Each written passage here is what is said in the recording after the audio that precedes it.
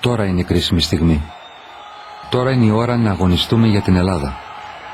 Την Ελλάδα που δεν πνίγεται στα προβλήματά της, αλλά απελευθερώνει τις μεγάλες της δυνατότητες, τις δυνάμεις όλων μας. Θέλει δουλειά για να κάνουμε το κράτος μας αποτελεσματικό. Δουλειά για να χτίσουμε μια γερή οικονομία. Να ζωντανέψουν ξανά οι προοπτικές της χώρας μας. Εγώ δεσμεύομαι να στηρίξω την προσπάθεια του Έλληνα να δημιουργεί. Δεσμεύομαι να σταθώ απέναντι σε κάθε αδικία. Για να ξεπεράσουμε τους εαυτούς μας και να δημιουργήσουμε την Ελλάδα που θέλουμε. Λουκέτο! Λουκέτο! Λουκέτα παντού! Θα πεινάσεις! Θα πεινάσεις! Καταστροφή! Λουκέτα! Καταστροφή! Θα πεινάσεις! Θα πεινάσεις! Λουκέτα! Λουκέτα! Το πιούμε! Θα το πιούμε! Το πουλο! Το πουλο! Το πουλο θα πάρουμε! Φίλες και φίλοι, λεφτά υπάρχουν. Λεφτά υπάρχουν.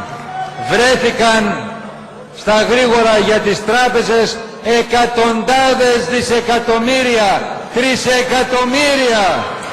Λεφτά υπάρχουν αν τα διεκδικήσεις, αν τα προσελκύσεις με επενδύσεις, αν νοικοκυρέψεις το κράτος. Κυρίες και κύριοι συνάδελφοι, γνωρίζουμε ότι χρήματα υπήρχαν και πολλά.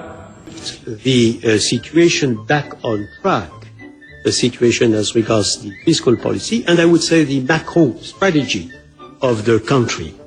So this calls for very difficult, very courageous, but absolutely necessary measures. I am confident that the government of Greece, being lucid, seeing the situation, which is an objective situation, will take the appropriate. Το μόνο αποτελεσματικό φάρμακο για την Ελλάδα είναι ο αποπληθωρισμός. Οι συστάσεις της Ευρωπαϊκής Ένωσης ήταν απολύτως σωστές. Και αυτός ο τρόπος είναι επώδυνος αφού σημαίνει μειώσεις μισθών και πτώση τιμών.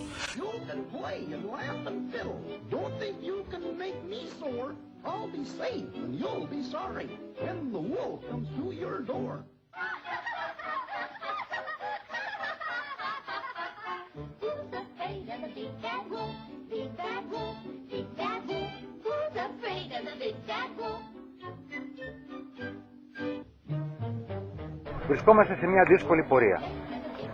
Μια νέα οδύσσια για τον ελληνισμό. Όμως πλέον ξέρουμε το δρόμο για την Ιθάκη και έχουμε χαρτογραφήσει και τα νερά. Μπροστά μας έχουμε ένα ταξίδι με απαιτήσεις από όλους μας.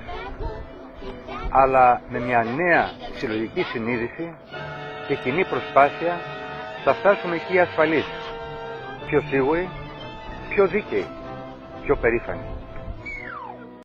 What about the actions of the Greek governments, past Greek governments? And Martina was pointing out that there have been a series of bad decisions, there have been mismanagement, there have been misrepresentation about the financial status, and they didn't abide by EU rules.